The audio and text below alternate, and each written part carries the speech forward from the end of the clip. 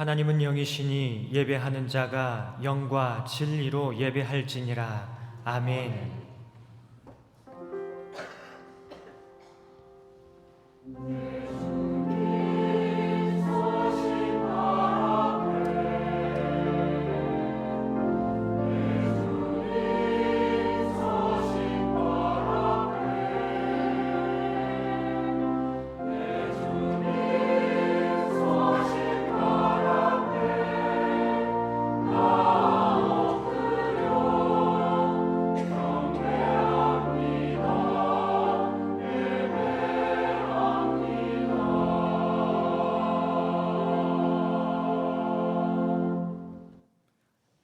여기까지 우리를 도우신 에베네셀의 하나님, 지난 2023년의 절반을 은혜 가운데 잘 달려오게 하시고 오늘 2023년 하반기를 시작하는 7월의 첫 주일을 허락하여 주셔서 하나님 앞에 예배드리며 하반기를 시작하게 하시니 참 감사합니다. 이 시간 온 마음과 힘과 뜻과 정성을 다해 하나님께 예배드릴 수 있도록 성령 하나님께서 임재하여 주시고 하나님 앞에 올려드리는 저희들의 예배를 기뻐 흠양하여 주옵소서. 예수님의 이름으로 기도드립니다. 아멘. 모두 일어나셔서 찬송가 1장으로 하나님께 찬양 드리겠습니다.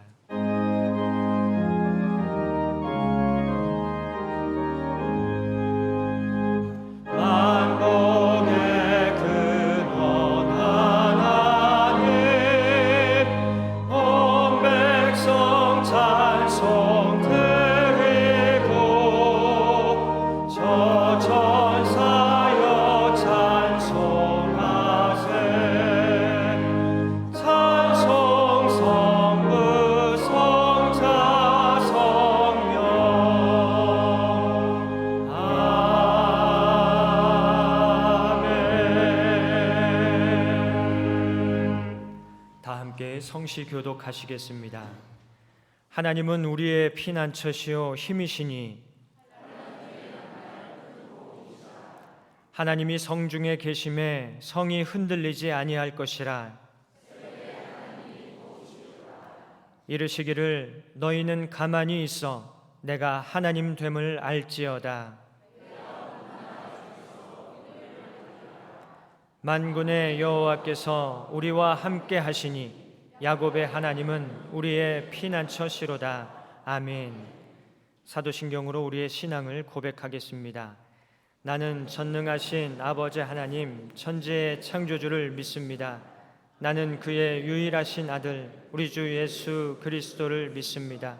그는 성령으로 잉태되어 동정녀 마리아에게서 나시고 본디오 빌라도에게 고난을 받아 십자가에 못 박혀 죽으시고 장사된 지 사흘 만에 죽은 자 가운데서 다시 살아나셨으며 하늘에 오르시어 전능하신 아버지 하나님 우편에 앉아 계시다가 거기로부터 살아있는 자와 죽은 자를 심판하러 오십니다.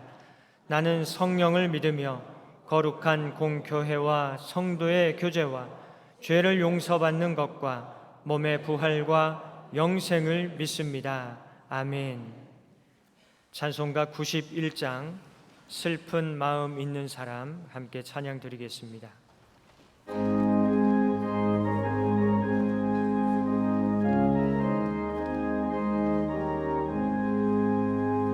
슬픈 마음 있는 사람 예수 이름 믿으면 영원토록 변함없는 기쁜 마음 얻으리.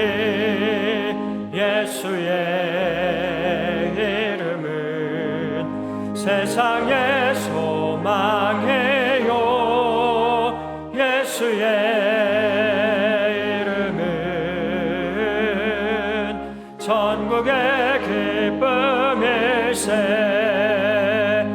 거룩하신 주의 이름 너의 방패 삼으라. 환난 시험 당할 때에 주께 기도 드려라. 예수의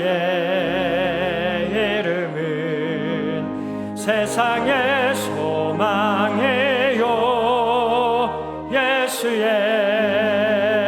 이름은 천국의 기쁨일세. 존귀하신 주의 이름 우리 기쁨 되도다. 주의 품에 안길 때에 기뻐 찬송 부르리. 예수의 이름은 세상의 소망이요 예수의 이름은 천국의 기쁨일세. 우리 갈 길 다 간 후에 보좌 앞에 나가 왕의 왕께 경배하며 멸류관을 드리리. 예수의 이름은 세상의 소망이요 예수의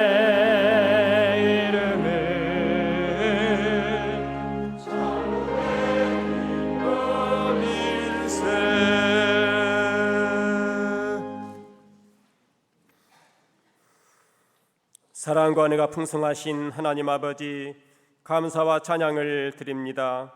이 시간 온 마음 다해 하나님 아버지를 경배하며 찬양하오니 우리의 예배를 받으시고 신령과 진정으로 드리는 거룩한 예배 되게 하옵소서. 하나님이 임재하시는 예배, 하나님이 기뻐 받으실 만한 예배가 되기를 원합니다.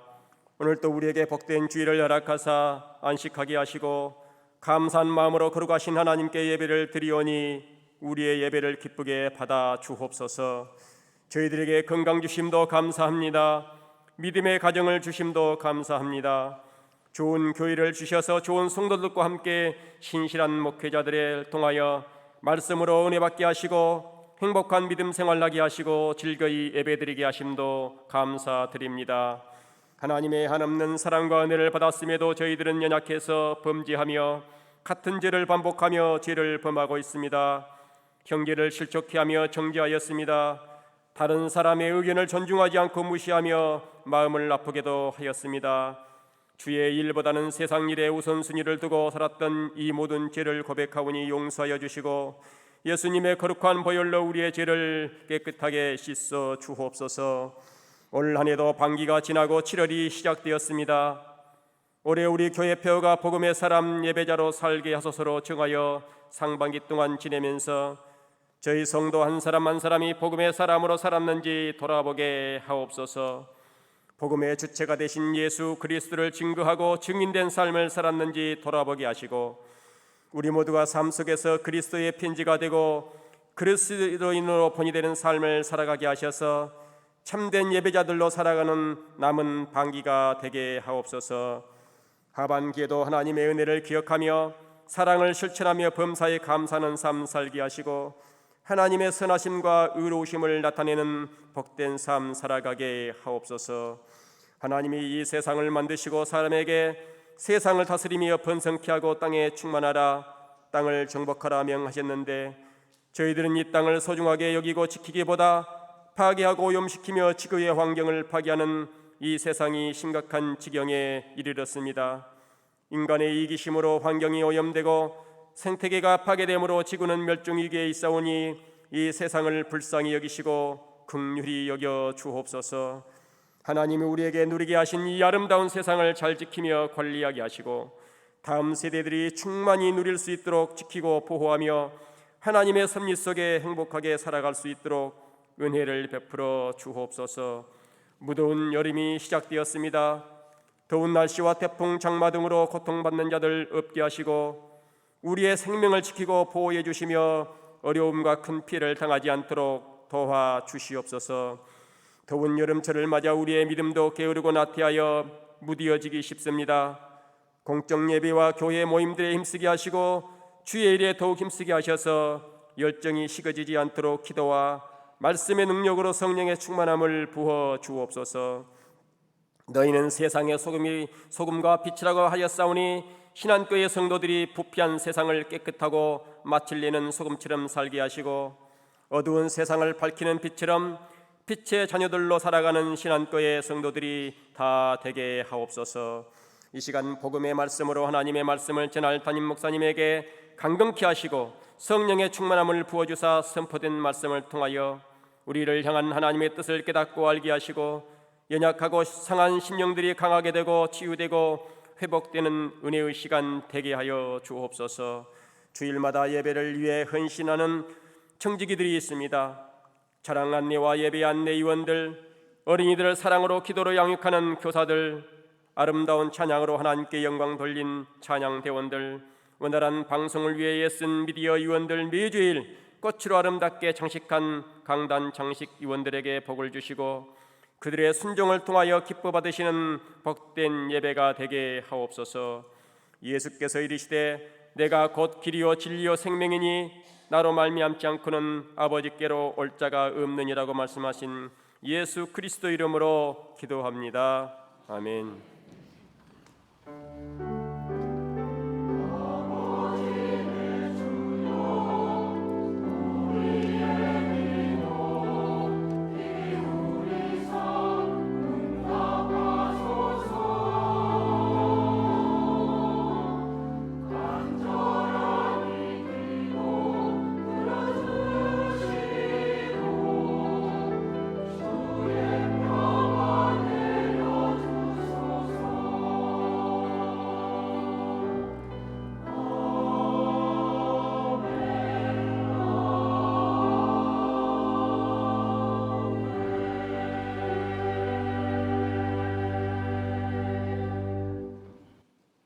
오늘 하나님께서 우리에게 주시는 말씀은 신약의 말씀 마태복음 14장 6절부터 12절까지의 말씀입니다.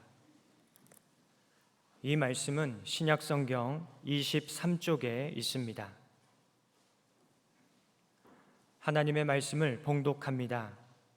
마침 헤롯의 생일이 되어 헤로디아의 딸이 연석 가운데서 춤을 추어 헤롯을 기쁘게 하니 헤롯이 맹세로 그에게 무엇이든지 달라는 대로 주겠다고 약속하거늘 그가 제 어머니의 시킴을 듣고 이르되 세례 요한의 머리를 소반에 얹어 여기서 내게 주소서 하니 왕이 근심하나 자기가 맹세한 것과 그 함께 앉은 사람들 때문에 주라 명하고 사람을 보내어 옥에서 요한의 목을 베어 그 머리를 소반에 얹어서 그 소녀에게 주니 그가 자기 어머니에게로 가져가니라. 요한의 제자들이 와서 시체를 가져다가 장사하고 가서 예수께 아뢰니라. 아멘. 하나님께서 이 말씀을 통하여 우리에게 은혜 주시기를 원합니다.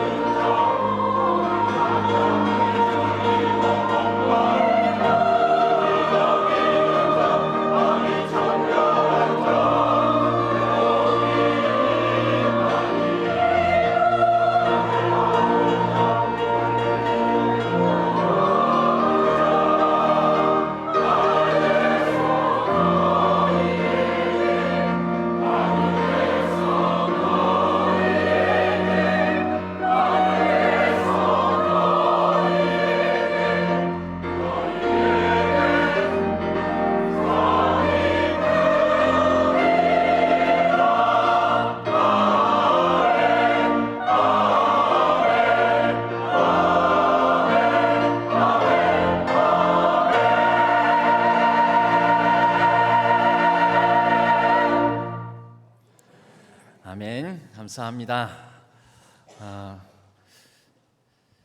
지난주에는 막 박수 치면서 찬양을 하시는데 찬양대가 2부 찬양대가 1년의 반이 지났습니다. 이제 새로운 1년의 반의 출발선 시작점에 섰습니다. 어제가 7월의 첫날이고 오늘이 7월의 둘째 날로서 7월 이제 하반기의 첫 번째 주일을 맞았습니다. 하나님께서 지난 반년 동안 지켜주셨듯이 또 남은 반년 지켜주시고 함께해 주실 줄로 믿습니다. 특별히 하반기에는 이제 한 해를 마무리해야 되겠지요. 우리 개인적으로도 가정적으로도 또 교회적으로도 우리가 잘 마무리하고 또 한 해의 결실을 잘 거둘 수 있는 남은 시간들이 되었으면 합니다. 잠깐 기도하겠습니다. 하나님 아버지 감사합니다. 여기까지 인도해 주심에 감사를 드리고 저희를 불러주신 하나님의 뜻과 목적이 있는 줄로 알고 오늘 성령 하나님께서 들려주시는 말씀에 온전히 반응할 수 있도록 도와주시옵소서.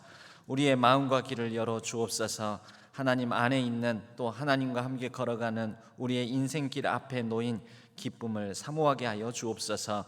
이 시간도 성령 하나님께서 주관하여 주실 줄로 믿고 의지하오며 우리 주 예수 그리스도의 이름으로 간절히 기도하옵나이다. 아멘. 오늘 우리는 성경 말씀에서 모든 행복의 조건, 우리가 일반적으로 이거 가지면 행복하겠다, 저거 가지면 행복하겠다라고 여겨질 만한 그런 행복의 조건들을 거의 다 지닌 한 사람을 발견하게 됩니다. 헤롯입니다. 여러분, 우리가 일반적으로 가지고 있으면, 이거 가지고 있으면 행복하겠다고 여기는 것들이 무엇이 있습니까? 부, 명예, 권력 이런 것 아니겠습니까? 이 헤롯은 부를 가지고 있었습니다. 그가 다스리는 영지 안에서 나오는 세수, 세금 수입이, 그때 당시에는 뭐 그렇게 나오는 세금 수입이 거의 왕이 자기 마음대로 할 수 있는, 정권을 행사할 수 있는 영역에 속한 것이어서, 또 필요하면요, 만약에 이 세수가 부족하다 하면은 자기가 뭐 어떤 명분을 갖다 붙여서라도 더 과도하게 걷어서 자기의 개인적인 부로 착복을 할 수도 있는 시대였으니까요. 그런 부를 가지고 있었습니다. 권력이 있었죠. 왕이니까요. 그리고 당연히 그 왕이라는 지위, 명예 있었던 것이죠. 사람에게 있어서 가지고 있는 행복에 대한 이 어떤 두 가지 욕망이 있습니다. 이 첫째, 행복해지고 싶다. 행복해지고 싶다. 나도 좀 행복해지고 싶다. 이 행복해지고 싶다의 내용은 보통 뭐냐면 이런 부와 명예, 권력을 갖고 싶다. 나도 그런 거 갖고 싶다. 내게 좀 소유가 넉넉했으면 좋겠다. 이런 모습으로 드러나는 행복해지고 싶다라는 욕망이 있지요. 두 번째로는 이것만으로는 안 됩니다. 가지면 뭘 해야 되냐면요, 자랑해야 됩니다. 드러내야 됩니다. 그래서 행복하게 보이고 싶다. 행복하게 보이고 싶다라는 건 좀 다릅니다. 이미 내가 어떤 즐거움을 누리고 기쁨을 누리고 행복감을 누렸는데 이거 여기서 끝나면 재미없거든요. 보여줘야 됩니다. 그래서 SNS가 발달하는 것 아닙니까? 내가 이런 맛있는 음식도 먹었다, 나 이런 좋은 풍경을 봤다, 이런 좋은 데 갔다, 나 이런 좋은 차를 샀다, 좋은 집에 산다, 나 이런 친구들과 더불어서 좋은 시간을 보냈다. 이것을 한순간의 장면의 사진으로 또는 짧은 동영상으로라도 과시하고 드러냄으로써 그 드러내는 과정을 통해서 나 행복해 보이지? 라는 것을 누군가에게 드러내고 자랑하고 과시하고 싶은 그런 마음들이 있는 거죠. 여러분 어떻습니까? 이 두 가지, 행복해지고 싶다, 행복하게 보이고 싶다, 맞습니까? 이런 마음 가지고 계시지요? 아닌가요? 오늘 그것을 전형적으로, 극단적으로 아주 확연하게 보여준 사람이 있습니다. 그런데 우리는 이 본문을 보면서 그 한 사람, 헤롯이라는 사람을 살펴보면서 그러면 그가 행복해지고 싶어서 행복해진 것 같고 행복하게 보이려고 했고, 그런데 과연 그는 진짜 행복한가? 진짜 행복해 보이는가?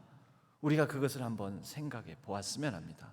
오늘날 우리가 살아가는 시대는 가히 행복 추구 시대, 행복을 추구하는 정도가 아니라 거의 행복을 숭배하는 시대. 내가 행복하면 된다, 내가 내 행복을 다른 사람들이 에게 보여주고 다른 사람들이 저 사람 참 행복한 사람이야라고 다른 사람들이 나를 행복하게 봐주면 된다. 이것을 거의 절대선처럼 숭배하다시피 하는 시대를 살고 있다라고도 볼 수가 있습니다. 이럴 때 우리가 과연 그런 게 진짜 행복인가?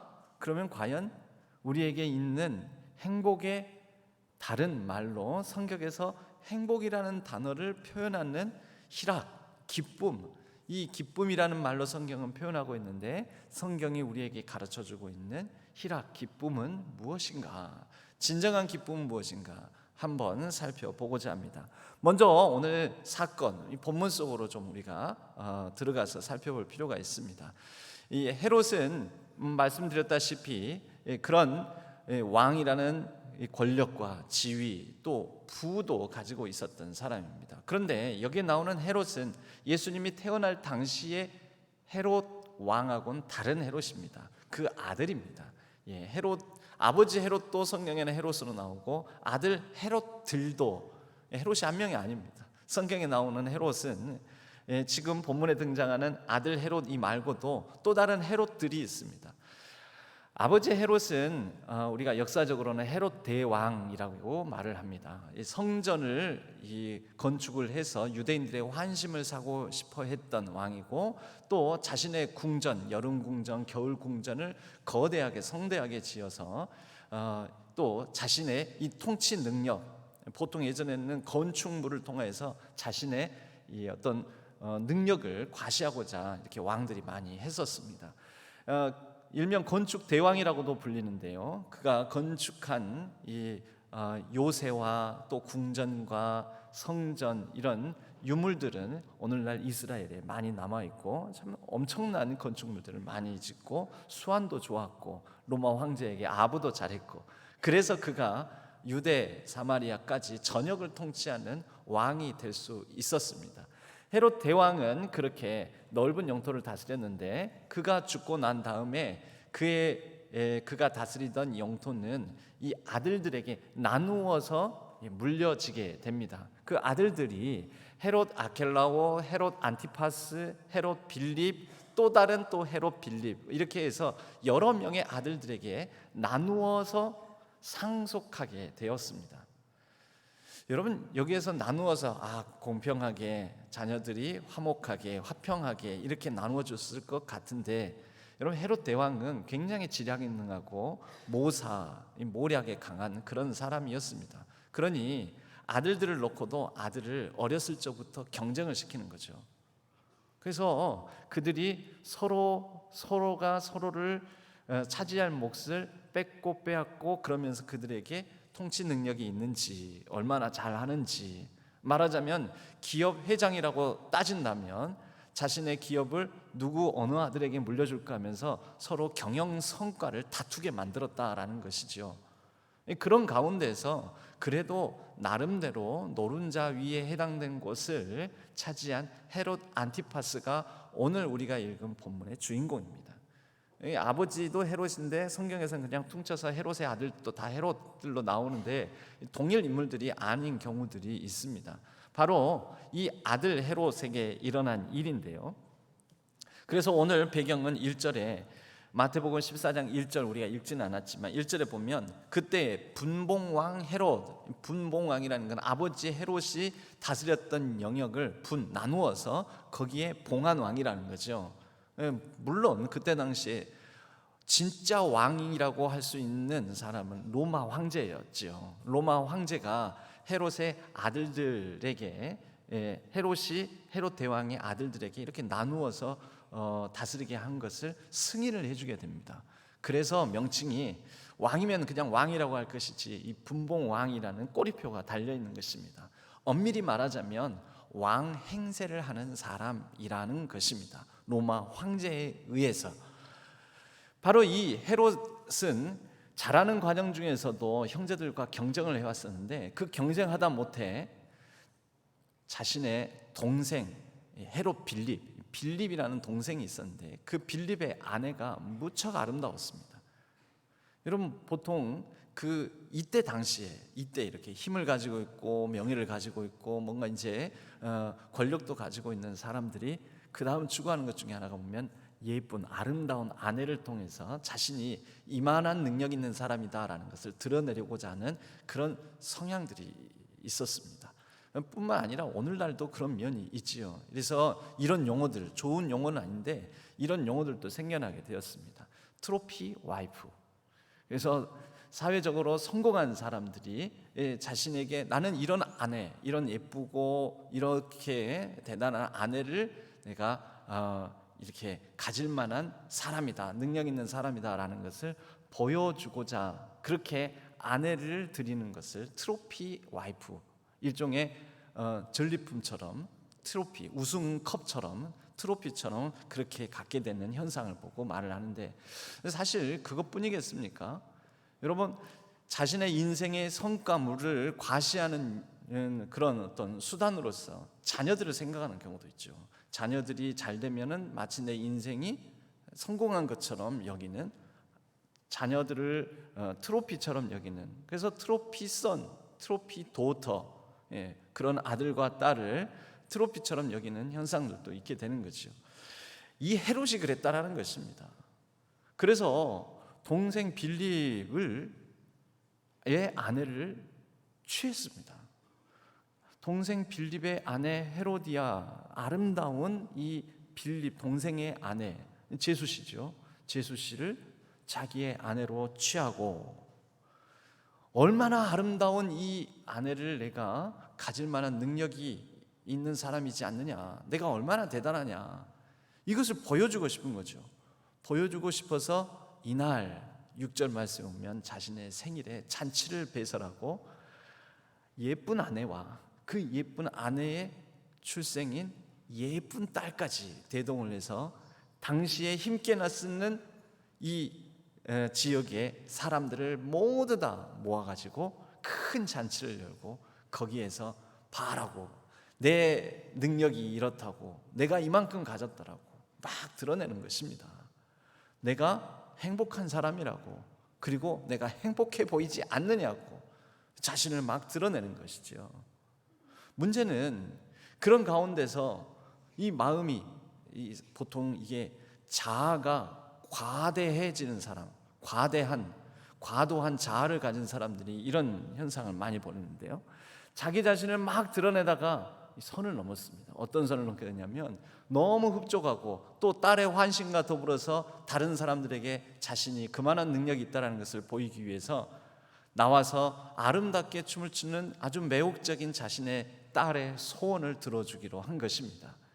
야, 너가 원하는 것이 무엇이냐? 내가 나라의 전부라도. 그런데 마가복음 병행 본문인 똑같은 사건이 담겨져 있는 마가복음 6장에서는 내 나라의 절반이라도 너가 원한다면 줄 의향이 있다, 주겠다라고 호언장담하며 과시를 하면서 네 소원이 무엇이냐라고 딸에게 묻습니다. 그랬더니 그 딸이 세례 요한의 목을 가져다 주십시오 라고 얘기를 하게 되죠. 그리고 이 상황 가운데에서 이러지도 저러지도 못하고 고민 약간 번민하다가 결국 사람들에게 보여지는 게 중요하니까, 잘 보여줘야 되니까 결국은 그 청을 들어주고 자신의 마음은 요한을 목 베어 죽이는 것이 탐탁치 않음에도 불구하고 죽여서 이 흥겨운 잔치자리가 피비린내 진동하는 매우 잔혹하고 잔인한 자리로 끝맺음 되게 만들어 버렸습니다. 여러분, 여기까지 우리가 읽은 본문의 내용입니다. 여러분, 행복하십니까? 이 장면 어디에 행복이 있습니까? 이 행복하게 보이십니까? 어떻습니까? 여러분, 이 본문에는 우리가 추구하는 행복의 내용, 우리가 추구하는 행복의 갈망과 욕망이 과연 우리를 진정 행복하게 하는가? 과연 우리의 삶은 헤롯과는 조금은 내용이 다르고 약간은 결이 다르고 종류가 다를지는 모르지만, 그러나 우리의 삶도 누군가에게 자칫 잘못하면 이 헤롯처럼 보이려다가, 잘 행복하게 보이려다가 결과적으로는 잔혹하고 잔인하고 끔찍하고 처참하고 불행하게 우리의 삶이 맞춰질 수도 있다라는 것을 보여주는 장면이 아닌가, 이런 생각이 듭니다. 이 장면을 보면서 우리는 정말 행복한 장면이다, 정말 따뜻한 미소가 우리의 입가에 지어지는 장면이다, 정말 마음이 이렇게 뭉클해지는 장면이다, 이런 느낌 받습니까? 이게 뭐냐, 이게 무슨 이 흉악한 장면이냐. 뭐 이 잔치자리인데 자기의 생일이에요. 그리고 이 생일자리에 그냥 피가 선혈이 낭자하고 피가 뚝뚝 떨어지는 목이 베어진 이 요한의 목이 쟁반 위에 당겨서 그 잔치자리에 있는 사람들 앞에 보여지고, 여러분 이 장면이 뭐 즐겁고 복된 장면으로 보이지는 않지 않습니까? 여러분, 무엇이 문제일까요? 무엇이 문제이겠습니까? 여러분, 두 가지 욕망, 행복해지고 싶다, 행복하게 보이고 싶다, 이게 문제가 아닐까요? 여러분, 이 마음 가운데에서 우리는 많은 것을 축적합니다. 그리고 점점 자기의 자아를 비대하게, 과대하게 부풀립니다. 그래서 다른 사람 앞에서 이러한 자기의 모습을 드러내고 뽐내고자 하는, 결과적으로는 그 과장된 자아의 모습 속에서 자기 안에 굉장한 모순이 있다는 걸, 행복해지고 싶었고 행복하게 보이고 싶었는데 나는 실제로는 생각보다는 행복하지 않구나, 내가 움켜쥐고 있는 것 같은데 내가 움켜진 게 별로 없구나, 내가 할 수 있는 것 같은데 내가 할 수 있는 게 별로 없구나, 이런 모순을 우리가 직면하고 만나게 된다라는 거죠. 헤롯 보십시오. 그가 모든 나라의 절반이라도 줄 수 있는, 나는 능력 있는 사람이야, 그런 의향이 있어, 그런 내가 너의 소원을 다 이뤄주겠다 했는데 정작 헤롯은 자기의 원대로 못하지 않습니까? 다른 본문 마가복음 6장에 보면 헤롯이 사실은 이 세례 요한을 죽였으면 좋겠다, 없이 했으면 좋겠다라는 청을 자신이 빼앗아 취한 아내 헤로디아로부터 여러 번 듣게 됩니다. 그런데 그럴 때마다 헤롯은 번번이 이것을 물리치고 세례 요한을 지키고 보호해 왔다라는 것을 마가복음 6장 병행 본문 가운데서는 드러내주고 있습니다. 마가복음 6장 20절에 보면, 19절부터 보면 헤로디아가 요한을 원수로 여겨, 헤로디아는 누구입니까? 동생 빌립으로부터 빼앗은 아내, 헤롯 입장에서는 트로피 와이프라고 볼 수가 있겠죠. 그 헤로디아가 요한을 원수로 여겨 죽이고자 하였으되 하지 못한 것은, 왕의 아내니까 왕후지 않습니까? 왕후가 자기 마음대로 요한을 죽이지 못한 것은, 그 다음 절에 6장 20절에 보면 헤롯이 요한을 의롭고 거룩한 사람으로 알고 두려워하여 보호하며, 누가 보호했다고요? 바로 이 헤롯이 요한을 의롭고 거룩한 사람으로 알아서 두려워하는 마음으로 보호하고 지켰다라는 것입니다. 또 거기에 더해서 요한의 말, 그의 말을 들을 때에는 크게 번민을 하면서도 네 말을 듣고 보니 네 말이 맞는 것 같아, 참 괴롭다, 내가 잘못 사는 것 같아서, 아마 그런 지적을 많이 당했겠지요. 세례 요한이 어떤 사람입니까? 세례 요한이 광야에서 외치는 자 아닙니까? 광야에서 외치는 소리. 그래서 막 나오는 사람들한테도 누가 너희들 보고 나와라 하냐면서 호통치고, 광야의 선지자, 예언자 아닙니까? 그러니 헤롯이 뭐 두렵겠습니까? 헤롯 앞에서도 당신 잘못했어 하고 막 지적을 하고 그러는 거죠. 그런데 그 말이 옳으니 크게 번민하면서도 달갑게 들음이러라. 이 마가복음에는 이렇게 기록되어 있습니다. 그러니까 요한의 생명을 누가 지켜주고 있었던 것입니까? 이 헤롯이. 그러니까 헤롯은 죽이고 싶었을까요? 죽이지 않고 살려두고 싶었을까요? 살려두고 싶었던 거죠. 왕이 다 가졌는데, 나라의 절반이라도, 아니 모든 거라도 내가 네 청은 다 들어주겠다, 다 들어주겠다, 내가 그런 능력이 있다, 그렇게 할 수 있다라고 스스로도 여겼던 과장된 자아, 비대한 자아를 가진 사람인데, 그가 지켜왔던 이 요한을 결국은 지키지를 못했지 않습니까?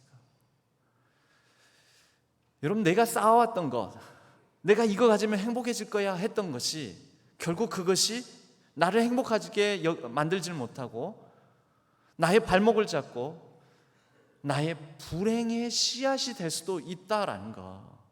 내가 내 마음대로 할 수 있음으로 인하여서 내 자신을 누군가에게 내가 이런 사람이라고 보여줬는데, 그 보여진 모습으로 말미암아 내가 마음대로 이제 더 이상 할 수 없는 상태에 놓이게 되는 그런 모순적 자신의 모습을 확인하는 자리, 여러분 헤롯의 경우에는 바로 이 자리이고요, 또 우리에게는 우리의 인생에 그런 자리들이 때때로 찾아온다라는 것이지요. 자신의 모습을 인식하는 순간, 내가 지금까지 완벽하게 뭔가를 이루어온 것 같지만 완벽하지 않구나. 내 삶은 괜찮은 것 같았는데 괜찮지 않구나. 내게 능력 좀 있는 것 같은데 능력이 없구나. 내가 다 갖춘 것 같은데 갖춘 게 없구나. 내가 자유한 것 같은데 자유하지 않구나.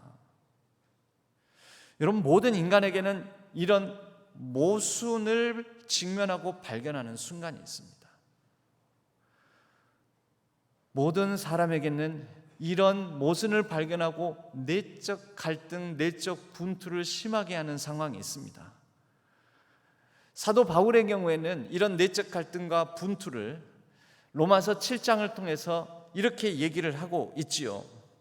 내 속 곧 내 육신에 선한 것이 거하지 아니하는 줄을 아노니 원함은 내게 있으나 선을 행하는 것은 없노라. 내가 원하는 바 선은 행하지 아니하고 도리어 원하지 아니하는 바 악을 행하는도다. 그리고 나서는 내 속사람으로는 하나님의 법을 즐거워하되 나 이 정도면 내가 의롭지, 내가 뭔가 하나님의 법을 지키고 잘 살아왔지, 나 정도면은 복된 사람이지 라고 여겼는데, 내 지체 속에서 한 다른 법이 내 마음의 법과 싸워서 내 지체 속에 있는 죄의 법으로 나를 사로잡는 것을 보는도다. 그러므로 사도 바울은 오라 나는 공고한 자로다. 이게 무슨 얘기입니까? 내 안에 엄청난 내적 모순을 발견했다는 거죠. 내가 좀 된 것 같은데, 잘 산 것 같은데, 이룬 것 같은데, 뭔가 얻은 것 같은데, 나 행복할 만한 자격을 가진 것 같은데, 내가 행복하게 보일 만한 것 같은데 그렇지 않다라는 거죠. 그것을 확인한 것입니다. 이 사망의 몸에서 누가 나를 건져내랴.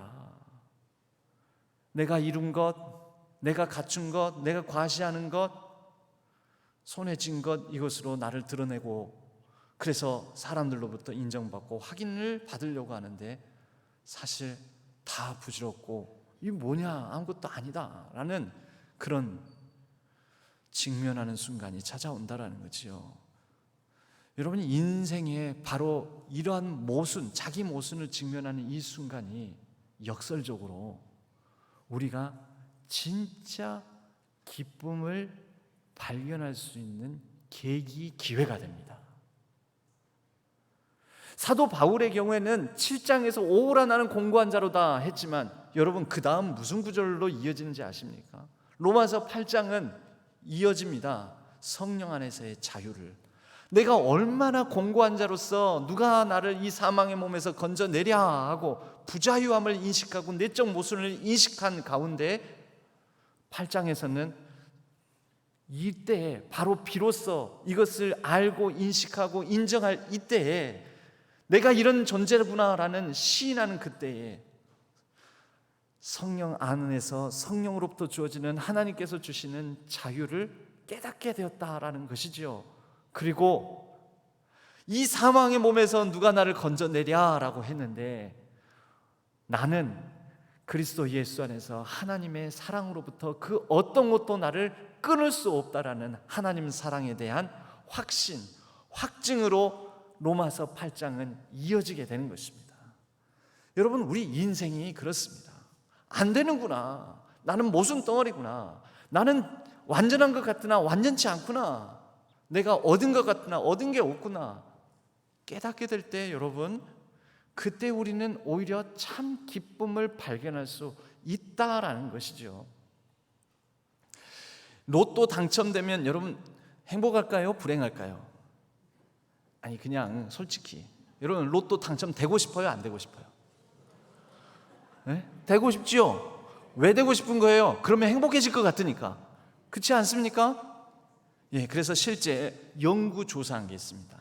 로또 당첨된 사람들의 행복도, 여러분 불의의 어떤 교통사고, 불의의 사고로 멀쩡한 팔을 잃어버렸습니다. 또는 발을 잃어버렸습니다. 즉 장애를 입게 된 것입니다. 멀쩡하게 살아가다가 뜻하지 않는 사건, 교통사고를 당해가지고 이런 일, 여러분 이런 일 당하고 싶습니까? 안 당하고 싶습니까? 왜 안 당하고 싶습니까? 그러면 불행한 사고로 불행해질 것 같으니까요. 그지요? 불행한 일 안 당하고 싶은 게 우리 마음 아닙니까? 그래서 이런 사람들의 행복도를 조사했다고 합니다. 누가 더 행복하겠습니까? 상식적으로 로또 당첨된 사람이 행복하겠지요? 아니 뭔가 이 정답을 말하려고 이렇게 더 생각을 하시지 마시고 뭔가 저희가 있을 것이다라고 생각하지 마시고, 당연히 다 바라잖아요. 로또 당첨되기, 교통사고 당하기 바라는 사람은 없잖아요.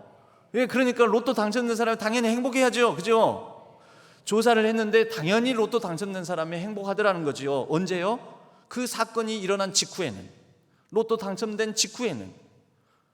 누가 불행할까요? 사고로 장애를 입은 사람, 그 사고 직후에는 너무 불행함, 낙심에 빠져 있다는 거죠. 그런데 그 순간 측정해보고 1년 뒤에 행복도를 다시 조사해봤습니다. 1년 뒤의 행복도는 놀랍게도 누가 더 행복할까요? 누가 더 불행할까요? 에이 너무 생각 많이 하지 마세요. 똑같더라는 겁니다. 똑같더라는 것입니다.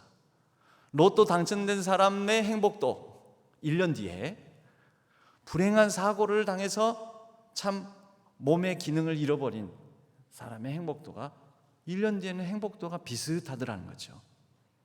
왜 그럴까요? 무슨 일이 일어난 것입니까? 1년 사이에 돈 다 까먹어 버렸을까요? 로또 당첨된 사람이? 아닙니다. 로또 당첨된 사람의 1년간의 삶은, 당첨 이후 1년의 삶은 자신이 당첨되기 이전에 누렸던 소소한 즐거움을 잃어버린 것입니다. 소소한 즐거움. 예를 들어서 로또 당첨되기 전에는 맨날 10,000원 이하짜리 밥을 먹다가 어쩌다가 20,000원, 30,000원짜리 밥을 먹어요. 와, 이게 진수성찬이다. 얼마나 맛있어. 내가 이런 밥을 먹다니면서 막 20,000원, 30,000원짜리 밥에도 막 즐거워하고 기뻐하고 너무 좋았는데, 당첨된 이후 1년 동안에는 20,000원, 30,000원, 40,000원, 50,000원짜리 밥도 별로 즐겁지가 않더라는 거죠. 왜? 언제든지 먹을 수 있으니까. 이제 일상이 몇만 원짜리 밥에는 반응을 안 하는 자기의 삶이 되어버린 거예요. 이게 뭐죠? 소소한, 단순히 먹는 것뿐만 아니라 자신의 삶에 여러 소소한 즐거움들을 상실해가는 일련의 과정을 보는 것입니다. 그러니 로또 당첨된 그 즐거움이 그 순간에는 기뻤는데 1년이 지나면서는 그냥 일상 살아가는 한 사람에 불과하게 된 것입니다.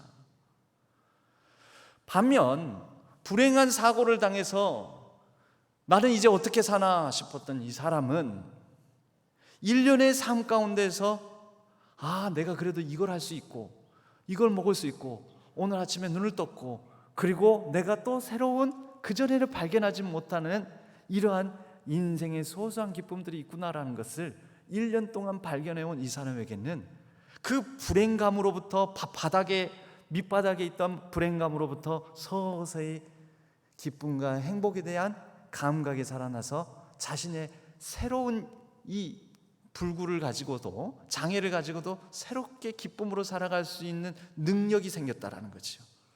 한 사람은 소소한 행복을 상실했고, 또 다른 이 불행한 일을 당했던 사람은 소소한 일상의 행복을 발견하는 기쁨을 회복했고, 그래서 결국은 행복도가 비슷하더라는 것입니다. 여러분 행복하십니까? 불행하십니까? 여러분의 행복은 뭐에 달려있는지 아십니까? 로또 당첨과 같이 대박 내가 이룬 업적들이 놀랍고 축적한 사실들이 있고 마치 내가 행복할 만한 자격증이 있다라는 누군가에게 꺼내 보일 만한 뭔가가 있어서 행복할까요? 그렇지 않습니다. 그러면 여러분 불행하십니까? 그럼 불행한 이유는 무엇입니까? 뭐를 못하고 뭐도 할 수 없고 무엇도 없고 이것도 없고 저것도 없어서요? 그렇지 않습니다.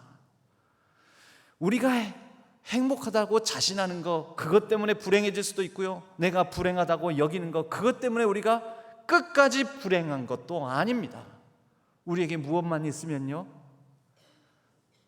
내가 뜻하지 않고 예기치 못한 일들을 당하고 만날 수는 있지만 뜻하지 않고 예기치 못한 가운데 소소하게 주어진 내 인생 삶에 대한, 내게 주어진 일상에 대한 기쁨과 행복을 발견할 수 있는 마음만 있다면요, 그러한 감각만 살아 있다면요, 성경은 우리에게 우리의 인생이 하나님을 믿고 살아도, 예수를 믿고 살아도, 교회 열심히 다녀도 항상 기쁜 일들만, 좋은 일들만, 행복한 일들만, 그래서 복된 일들만, 대박나는 일들만 있다고 가르치지 않습니다. 우리의 삶에도 슬픔과 울음이 깃든다라고 말씀합니다. 시편 30편 5절은 이와 같이 말씀합니다. 저녁에는 울음이 깃들을지라도, 울음이 깃든다고요. 깃듭니다, 여러분. 우리에게 눈물 흘릴 일 없는 게 아닙니다. 신앙인들에게도, 하나님 사랑을 받는 우리에게도 아프고 슬픈 일들 일어납니다. 그런데요, 성경은 아침에는 기쁨이 오리로다 라고 우리에게 말씀합니다. 베드로전서 4장 12절은 사랑하는 자들아고 베드로가 사랑의 서신을 보내면서 사랑하는, 하나님의 사랑을 받는, 또 하나님의 사랑으로 사랑하는 성도들이여, 여러분 성도들은 좋은 일들만, 완벽한 일들만, 누군가에게 저 사람 참 행복해 보인다라는 일들만 있어야 되는 것 아닙니까? 그런데 베드로전서 4장 12절은 분명히 이렇게 말합니다. 사랑하는 자들아, 너희를 연단하려고 오는 불시험을 이상한 일 당하는 것 같이 이상히 여기지 말라. 말이 좀 막 이렇게 꼬여져 있으니까 복잡한데, 한마디로 말해서 사랑하는 자들아, 너희에게도 연단하려고 오는 불시험 당함이 있다고 합니까? 없다고 합니까? 있다는 것입니다. 여러분, 우리에겐 불시험이 뭡니까? 생각지도 않은 불행, 뜻하지 않은 재난, 질병, 장애, 고통, 괴로움, 자기 모순. 이것이면 내가 행복하겠다, 내가 이제 행복을 이룰 만한 조건을 갖췄다 싶은데 그 조건이 나의 행복을 발목 잡는 모순적인 상황들. 그럼 우리에게는 불시험이 있다. 불시험을 이상한 일 당하는 것 같이 이상하게 여기지 말라. 그거 정상이다. 정상이다. 그러면 이렇게 불시험 당하고 불행할 거라고요? 여러분, 시험 당하면 불행합니까? 여러분, 내 인생에 괴로움이 닥치면 불행합니까? 건강하지 못하면 불행합니까, 여러분? 진짜 돈 좀 없으면은, 내가 원하는 만큼 돈 없으면 진짜 불행합니까? 내가 원하는 거 먹지 못하면 진짜 불행합니까? 원하는 거 입지 못하면 불행합니까? 원하는 집에 살지 못하면 진짜 불행합니까? 아니라는 것이죠. 우리는 그 가운데서도, 불시험 당함 가운데서도 기쁨을 누릴 수 있다라는 것을 성경을 가르쳐주고 있습니다. 시편 16편 11절에는 이와 같이 말씀합니다. 주께서 생명의 길을 내게 보이시리니 주의 앞에는 충만한 기쁨이 있고 주의 오른쪽에는 영원한 즐거움이 있나이다. 여러분, 기쁨이 어디 있다고요? 주의 앞에. 근데 주의 앞에는 어떤 앞입니까? 주의 뒤가 아니죠. 주의 앞이죠. 우리 주님과 함께 걸어가는 내 인생에 걸어가는 앞날에, 그분과 함께 걸어가는 앞날에, 지난 시절은 즉 저녁에는 울음이 깃들었으나 주의 앞에는 기쁨이 있습니다. 즉 아침에는 기쁨이 오리로다. 여러분, 그것이 우리 신앙인들의 소망이요, 그것이 우리 신앙인들의 불시험 당하고 어려움 당하고 아픔 당하고 고통 당하고 남들이 불행하다고 여겨질 만한 상황 속에서도 우리가 발견하고 누리는 기쁨입니다. 여러분, 지금 내가 이거면 내가 행복해지겠다고 생각하고 여겨지는 것도 있지 않습니까? 거기에 머물지 마십시오. 기쁨은 그것을 지나쳐서 내게 참 이런 좋은 일도 있었어, 감사한 제목도 있어 하고 감사한 제목도 거기서 머무는 게 아니라 지나가는 것입니다. 돈, 내가 이만큼 대박 맞아서 이만큼 벌었으니까 나 행복을 축적해놨으니 나는 앞으로 행복할 거야. 그렇지 않습니다. 흘려보내야 됩니다. 여러분, 자녀들을 태어나서 언제 제일 이쁩니까? 솔직히 몇 살 무렵에가 딱 더 이상 안 컸으면 좋겠다, 요 시기로 딱 멈췄으면 좋겠다 싶은 그런 나이대가 있죠. 보통 몇 살로 봅니까? 막 태어나면서는 맨날 시도 때도 없이 울고 젖달라고 하고 막 땡깡 부리고 그러는데 이제 좀 눈도 마주치고 쌩긋쌩긋 웃고 막 너무 예쁠 때 있지 않습니까? 한 몇 살 정도입니까? 그저 한 2살에서 한 3살 돌진하고 눈도 마주치고 얼으면은 막 웃어주고 막 그럴 때, 그거 딱 멈췄으면 좋겠다. 기쁨이지요, 기쁨. 근데 여러분, 그 기쁨 머물러 있어야 됩니까? 지나가야 됩니까? 지나가야 됩니다. 우리의 삶은 그 기쁨을 지나치고 또 다른 기쁨을 맞이하는 것이지요. 그 아이가 자라지 않고 진짜 멈춰 있으면 기쁩니까? 저한테 기도 제목을 내놓는 분들이 있어요. 애가 안 커요, 목사님. 애가 안 커요. 애가 말문을 안 열어요. 애가 뭔 일인지 잘 안 커요. 그럼 그게 기쁜 일입니까? 안 크고 있으니까 좋은 거잖아요. 딱 2살, 3살 이때 딱 머물러 있으면 좋겠다 싶은 마음은 우리의 마음일 뿐인 것이지, 여러분, 진짜 멈춰 있으면요, 우리의 행복을 앗아가는 요소가 됩니다.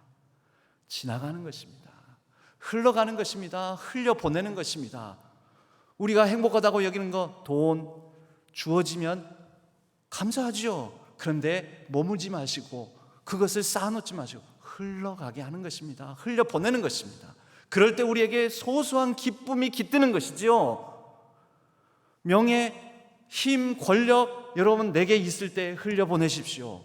그것을 통하여서 머물지 마시고 갇히지 마시고 쌓지 마시고 성 안에 갇힌 존재가 되지 마시고 그리하여 발목 잡히지 마시고 흘려보내십시오. 그리고 새로운 기쁨을 주님 앞에는 있습니다, 주님께서 주실 줄 믿습니다 하고 맞이하시기 바랍니다. 여러분 다 아시다시피 그렇게 여러분 지금도 기도해 주시고 오랫동안 기도해 주시는, 여러분 제 아내가 아프니 제가 불행할까요? 제가 불행합니까? 여러분 저에게는 건강할 때 아내와 살아가던 일상이 있고 지금은 조금 건강치는 않지만 그 전만큼 건강하지 않지만 그러나 또 지금의 아내와 살아가는 새로운 일상이 있는 것입니다. 저는 이 가운데서도 소소한 행복이 있습니다. 그 전에는 생각지도 못한 소소한 행복의 발견이 있습니다. 서울을 오르락내리락 하면서 주말엔 내려오고 주중에 서울에 있고 그러면서 여러분 불행합니까 제가? 아니요, 저는 불행하다고 여기지 않았습니다. 그 가운데서 여기 안에 여기에서 그냥 정상적인 목회를 하고 있을 때에는 또 제가 느끼거나 발견하지 못하는 기쁨이 있습니다. 그런데 또 거기에 제가 머무를까요? 아니죠. 흘러가는 거죠. 흘려보내는 거죠. 여러분들에게도 기쁨의 요소가 있습니다. 발견하시고 누리시되 흘려보내십시오. 그리고 다가오는 기쁨을 또 맞이하시기를 바랍니다. 하나님께서 우리와 함께 하시는 모든 걸음걸음에 우리의 인생의 생명의 길 가운데 바로 행복의 길을 걷게 하시고 또 다가오는 모든 인생의 순간순간에 지나온 아쉬운 정말 그러나 가슴 설레게 한 뿌듯하게 만드는 그 순간순간의 기쁨을 다시 또 우리에게 예기치 못한 계획하지 않은 가운데서 준비하시고 우리에게 베풀어 주실 줄로 믿습니다. 그렇게 하나님과 함께 걸어가며 하나님 안에서 기쁨을 발견하는 우리 모든 신안의 성도님 되시기를 주님의 이름으로 간절히 축복합니다. 하나님 아버지, 우리는 우리가 뭔가를 쟁취하고 쌓으면 내가 뭔가 행복해 보인다라는 자격증과 같이 그것을 내비치면 우리가 행복할 것이라고 착각하지만 우리의 삶은 완전치 아니하고 우리의 내면은 모순 덩어리이며 그런 가운데 불행도 슬픔도 울음도 우리에게 깃들 수 있지만 하나님과 함께 걸어가는 여정 가운데 우리에게 다가오는 시간 속에서 흘러가고 흘려보내는 모든 과정 속에서 하나님께서 우리 앞에 기쁨을 예비해 주신 줄로 믿습니다. 그 기쁨을 우리가 소망하고 또 발견하며 그러한 감각을 잃지 않게 하여 주시고 하나님 안에서 그리스도 예수 안에서 우리가 참 기쁨의 삶을 살아갈 수 있도록 축복하여 주옵소서. 의지하옵고 우리 주 예수 그리스도의 이름으로 간절히 기도하옵나이다. 아멘. 찬송가 95장 나의 기쁨 나의 소망 되시며 함께 찬양 드리겠습니다.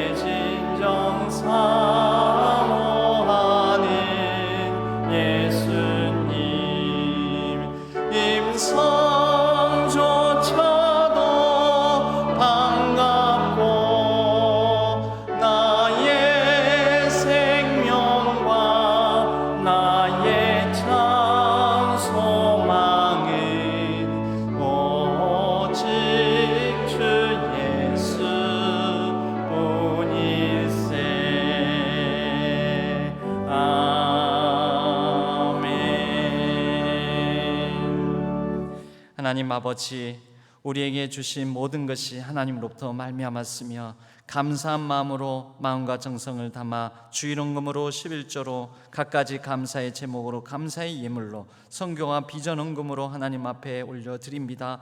기쁘게 받아주시고 하나님께서 하나님 나라와 영광에 아름답게 사용하여 주옵소서. 우리의 간절한 기도 제목들에 선하게 응답하여 주시고 감사 제목들 위해 더 넘치는 기쁨이 충만케 하여 주옵소서. 우리의 가정과 자녀 손들의 걸음걸음을 친히 인도하여 주시옵소서. 이 온 땅 세계 열방을 하나님의 정의와 평화 그리고 생명이 가득 찬 땅으로 회복시켜 주옵소서. 한반도에 온전한 평화가 깃들게 하여 주시고 위정자들에게는 겸손함과 또 두려워하는 마음으로 하나님을 섬기고 또 모든 백성들을 잘 섬길 수 있도록 아름다운 통치를 이루어갈 수 있도록 도와주시옵소서. 우리의 일상을 하나님께서 거룩하게 하여 주시고 동행하여 주심에 일상 속에서 우리가 기쁨을 발견하며 살아갈 수 있는 복을 누리게 하여 주옵소서.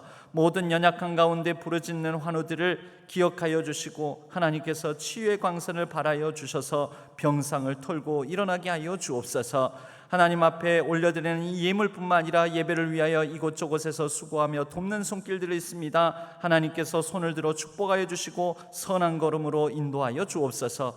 모든 것 감사드리옵고 우리 주 예수 그리스도의 이름으로 간절히 축복하옵고 기도하옵나이다. 아멘. 저희 교회에 오늘 등록하신 교우님 있습니다. 고정순 성도님, 김지우 성도님 어디 계십니까? 예. 부끄러우세요. 네, 장 박수로 환영하도록 하겠습니다. 네, 감사합니다. 네, 예배 후에 새가족부실에서 잠깐 뵙도록 하겠습니다. 교회 소식은 주보를 참조해 주시기 바랍니다. 오늘 저녁 예배에는 선교지 답사 보고 시간을 갖도록 하겠습니다. 다음 주일은 교사 주일로 저녁 예배는 교사 헌신 예배로 드려집니다. 정기 당회가 오늘 있습니다. 여러 교육위원회 정기 모임과 또 피택자 교육 광고를 참조해 주시기 바랍니다. 영아부 여름 성경학교가 돌아오는 토요일 그리고 주일 걸쳐서 진행됩니다. 이 여름 행사를 위해서도 기도해 주시고 마음으로 성원해 주시기 바랍니다. 우리 모두 자리에서 일어나시겠습니다. 주기도문 송과 축도로 예배를 마치도록 하겠습니다.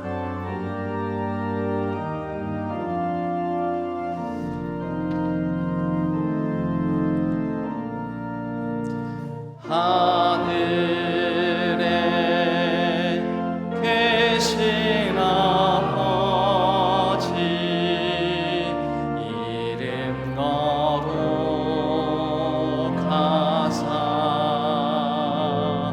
주님 나라 임하시고 뜻이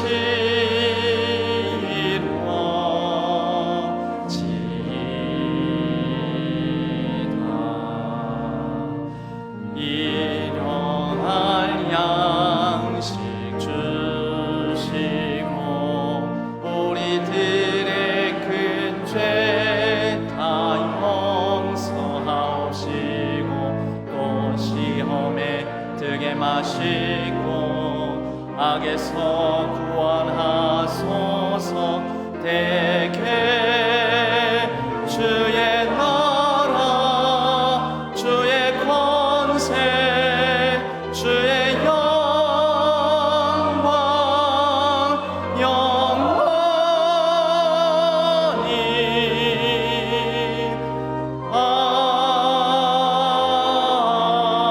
아멘.